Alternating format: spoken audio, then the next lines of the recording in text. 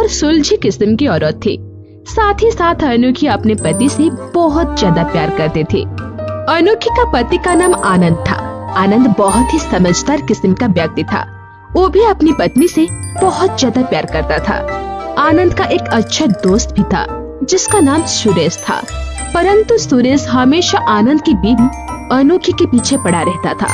वो सोचता था कि काश इसकी बीवी एक बार मुझे मिल जाए तो मेरे को जन्नत नसीब हो जाए। इसी सोच में हमेशा सुरेश रहता था।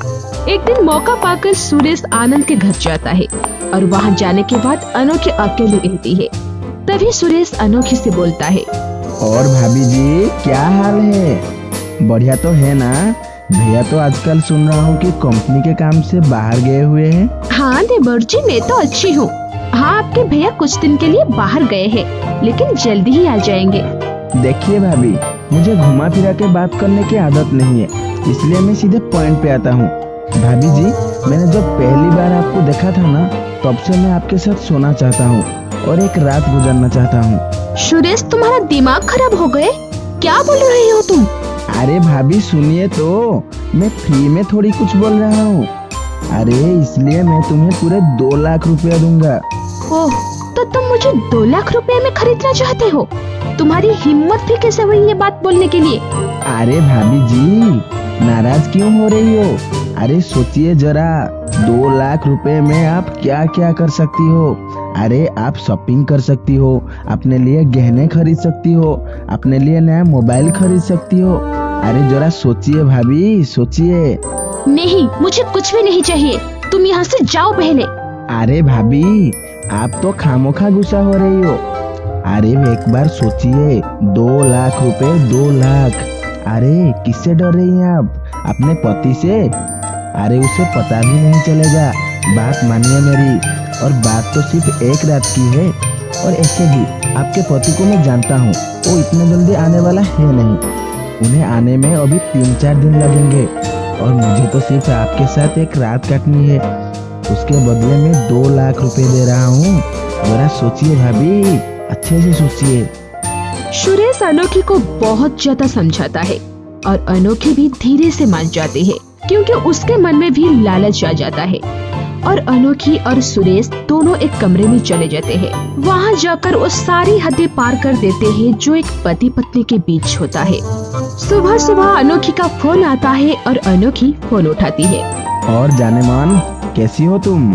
हाँ जी, मैं तो अच्छी हूँ। आप कैसे हैं? हाँ मैं तो ठीक हूँ। इतना घबराई क्यों हो? अरे वो कुछ नहीं, वो एक्चुअली मुझे तबीयत थोड़ी खराब लग रही थी। अरे तो डॉक्टर को क्यों नहीं दिखा लेती हो? अरे नहीं, उतना भी कुछ हुआ नहीं है। अच्छा सुनो, एक बात तो तुम्हें बताना ही भूल गया। सुरेश के हाथ से मैंने 2 लाख रुपए भिजवाया है, वो रख देना, कंपनी के पैसे है। आने के बाद वापस करना है मुझे। क्या? वो पैसे आपने भिजवाया है?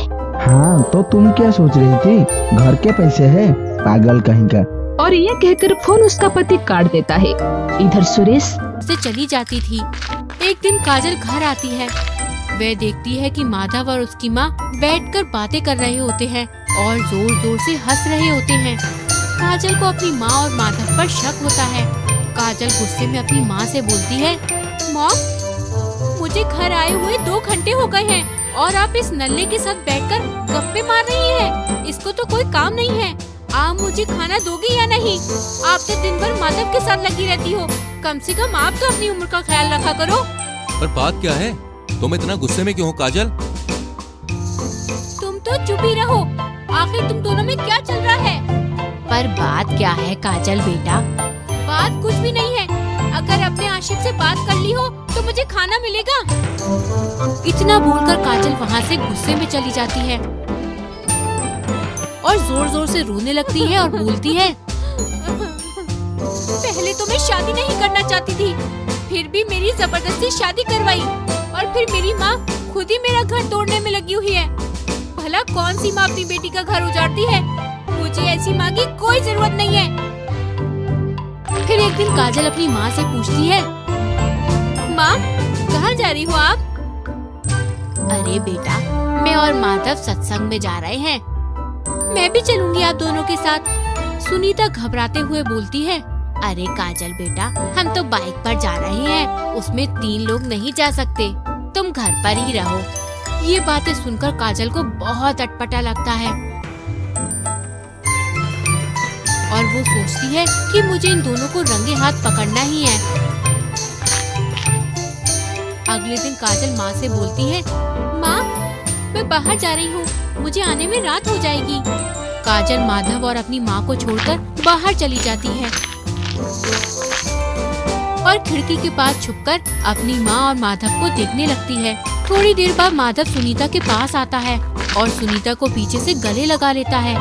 दोनों हंस हंस कर बातें करने लगते हैं। सुनीता माधव का गाल सहलाते हुए बोलती है, अरे माधव छोड़ो भी, काजल आती ही होगी। अरे जब प्यार किया तो डरना क्या, छुप छुप के मिलना क्या।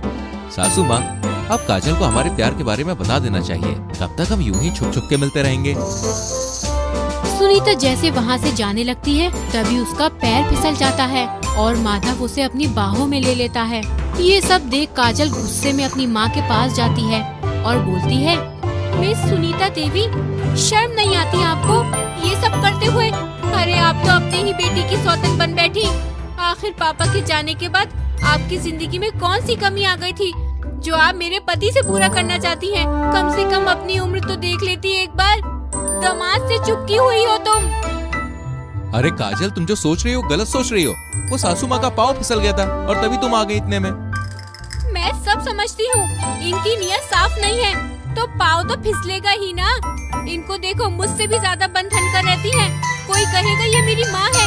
इनकी यही हरकतों के कारण पापा समय से पहले ही मर गए। काजल अपनी माँ को खूब जली कटी सुनाकर वहाँ से अपनी सहेली के घर चली जाती है। क्या हुआ काजल, तुम रो क्यों रही हो? मेरी तो जिंदगी ही बर्बाद हो गई। काजल अपनी सहेली को पूरी बात बताती है। चुप हो जा काजल, चुप हो जा, जो भी होता है अच्छे के लिए होता है। ये क्या कह रही हो मीना, मेरी जिंदगी बर्बाद हो गई और तुम ये कह रही हो कि ये सब बच्चे के लिए हुआ है? तुम्हें माधव तो वैसे भी पसंद नहीं था, तुम तो राहुल से प्यार करती थी ना, तो यही मौका है, तुम माधव से तलाक ले लो और राहुल से शादी कर लो और अपनी आगे की जिंदगी के बारे में सोचो। क्या अब भी राहुल मुझसे प्यार करता है? वो तो तुम्हारे प्यार में